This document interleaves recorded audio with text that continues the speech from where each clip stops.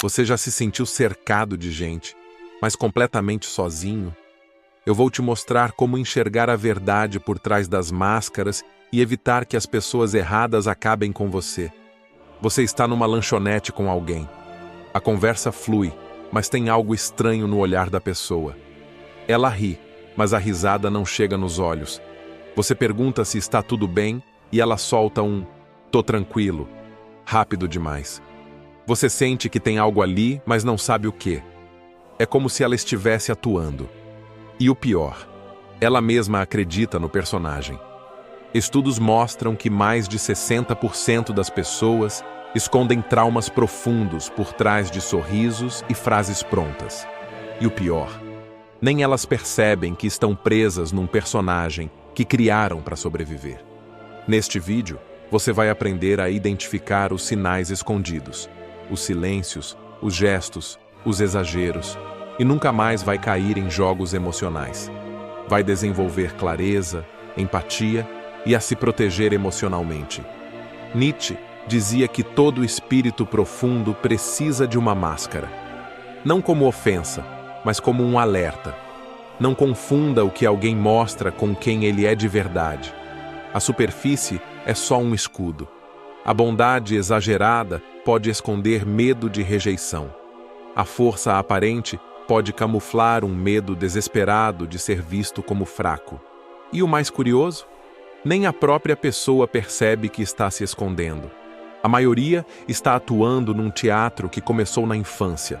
Moldaram seus gestos, opiniões, tom de voz, tudo para caber em um mundo que nem sempre é gentil.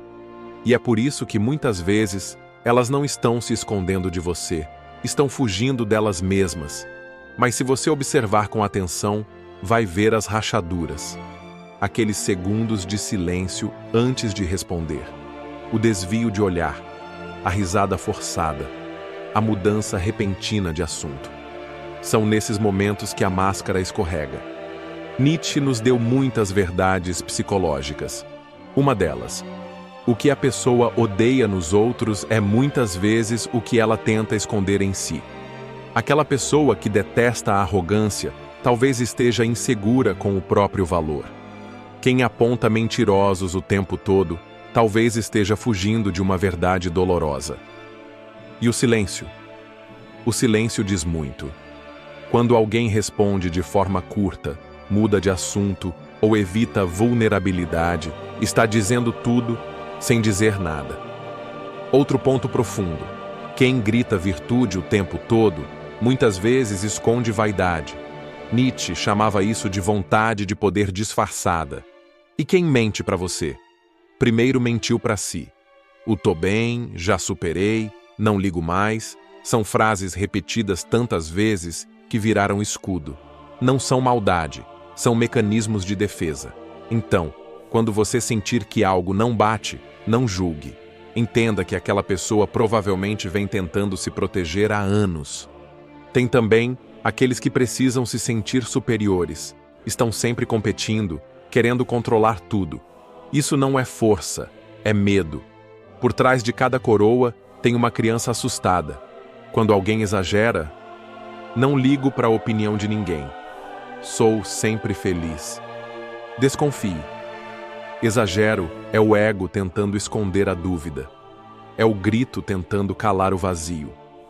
Alguns tentam controlar tudo porque dentro de si existe caos. Precisam comandar tudo ao redor porque, se soltam o controle, sentem que tudo vai desmoronar. E as redes sociais? A performance constante, os sorrisos ensaiados, os textos motivacionais forçados. Tudo isso pode ser desespero por validação. Quem se conhece de verdade não precisa chamar atenção. A paz interior não precisa de palco. Nietzsche não queria que você aprendesse a julgar. Ele queria que você aprendesse a enxergar, a ver o ser humano por trás da dor. Porque quando você entende que aquele que interrompe está só com medo de ser esquecido, que aquele que se exibe está só tentando esconder uma ferida, você para de reagir com raiva. Começa a olhar com compaixão. Você vê o crítico e enxerga a criança insegura. vê o arrogante e percebe o homem cheio de culpa. E isso te torna inabalável. Nietzsche também nos lembrou: ninguém fala só com lógica. As pessoas falam com suas dores. Não acredito no amor, não é opinião, é proteção. Pergunte o que quebrou essa pessoa. Que dor ela tenta evitar sentir de novo. Isso muda tudo. Você começa a entender que por trás do argumento tem um escudo, que o ataque é só defesa. E isso transforma o modo como você se relaciona com o mundo. Quer saber quem alguém realmente é? Observe como trata quem não pode oferecer nada. A força verdadeira não aparece quando você vence, mas quando tem poder e escolhe não usar. Quem zomba da dor dos outros, provavelmente ainda tem feridas abertas. Quem sabe acolher a fraqueza do outro, venceu a própria guerra interna. E aqueles que sempre precisam de atenção, que contam histórias exageradas, que se vestem para chamar olhar, que fazem de tudo para serem notados, muitas vezes não é vaidade, é medo. Medo de serem esquecidos. Gente que foi ignorada na infância e hoje grita silenciosamente: "Me veja!" E tem mais. Muitas pessoas atacam outras porque, no fundo, invejam o que elas representam. É mais fácil criticar do que admitir que deseja aquilo também. A verdade é que ninguém age só pelas ideias que diz acreditar. A maioria está repetindo um roteiro antigo. Alguém que nunca foi ouvido, cresce sem saber ouvir. Quem foi punido por sentir, vira frio.